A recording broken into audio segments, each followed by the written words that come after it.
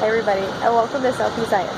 I'm Jen, and I'm bringing you a quick dose of science from my cell phone. Today we're going to explore the fantastic world of fall colors. It seems plants are often overlooked. In fact, experts have coined the terms plant blindness to highlight that most of us can name more animals than we can plants. Yet in fall, plants take center stage. After all, it's hard to miss the beautiful fall colors. I'm sure you've noticed that the fall leaves change colors and they go from green to maybe yellow and red, and then they fall off. But have you ever stopped to wonder why and maybe how it happens? Let's go back to the lab and we'll take a closer look. The colors you see are primarily due to three pigment families. The first is chlorophyll, which is right here. When the leaves are green, they're in photosynthesis heavy mode because chlorophyll is the molecule that captures light to drive photosynthesis. The arrival of fall signals that winter is coming, which means less sun and colder weather, which makes photosynthesis inefficient, so it's time to shut it down. Chlorophyll starts breaking down, and as it breaks down, it starts to reveal the carotenes that were already present.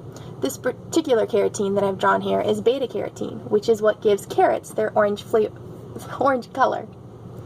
Carotenes can be red, orange, or yellow, and they're often in the leaf already. You just can't see them because there's more chlorophyll than carotene. As the leaf shut down, which is a process called senescence, carotene accumulates, and that red intensifies. The third pigment is the family Anthocyanins. Anthocyanins are blue or purple, and they tend to accumulate during stress. Since leaves are in export-only mode, right, sugar is being sent out to the plant and water is no longer being given to the leaf, then they are certainly in a stress mode. As the leaves continue to senesce or die, the sugars are exported into the plant and the tree cuts off the water flow to the stem and seals that hole. As the attachment is sealed, the leaf then falls off, which is what you see. So how can you see the different pigments without it being fall, or even distinguish between your different fall leaves?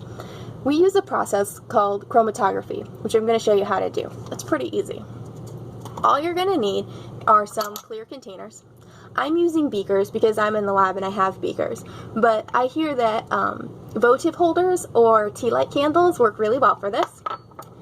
You need some leaves. You need an alcohol. I have ethanol in the lab, but rubbing alcohol that you can buy at the drugstore works just as well. And the weirdest piece of equipment that you need is filter or chromatography paper.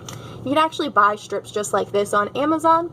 I know people have done this with paper towels or coffee filters, and it seems to work pretty well for them, but I like chromatography paper. So what you do is you take your leaf and you rip a section of it off. And then you start cutting it into tiny little pieces. Let's see if I can get my beaker a little higher. There you go. Cut it into tiny little pieces and put it into the beaker. So here we go. Once you've got your pieces cut, you're going to add a little bit of your alcohol. A good suggestion is 10 milliliters, which is 2 teaspoons. Then you're going to mush that up. I'm using forceps because that's what I have in the lab. But you can use a spoon or a fork or anything to just kind of squish the leaves up in there. And you're trying to get all the pigments out, so you got to really, really squish it. Rub it against the bottom, get some good mechanical action going on.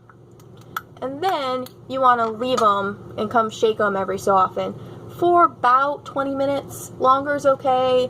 As soon as the alcohol is not clear and it starts having a color to it, it's ready to use.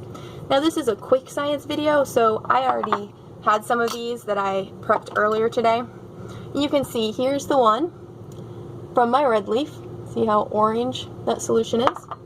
And here's one from my green leaf. See how green that solution is? And when you're ready to do the chromatography, all you do is you take your containers, take your filter paper, or your chromatography paper, and you're just going to put it in the edge, like so. And what's going to happen is the solution, the alcohol, is going to slurp up or wick up into this paper, and it's going to drag the pigments along with it. Pigments being different sizes and shapes move differently through the paper, so they'll stop moving at different points, and then you can tell the difference between the different colors that are in here. So this is a process that takes an hour and a half so again, I didn't want to have you guys sit here and watch me for an hour and a half. So I did this a little earlier. This is my red leaf, and this is my green leaf. And you can see that we definitely have some different pigments here. At the bottom, you'll see a yellow. It's about the same spot for both. That's a type of carotene. It's probably a xanthophyll. The green is chlorophyll. Notice the green is missing from our red fall leaf.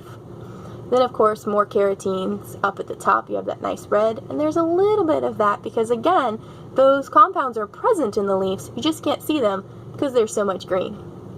You can do this with anything that you're curious about. Flowers, leaves, you can even use ink. So this is one that I drew a black Sharpie at the bottom, and I let the alcohol whip up through, and you can see that black is really not just black. There's a whole lot of colors in there. So go ahead and explore the world around you and let me know what you find out. Have a great day. Bye.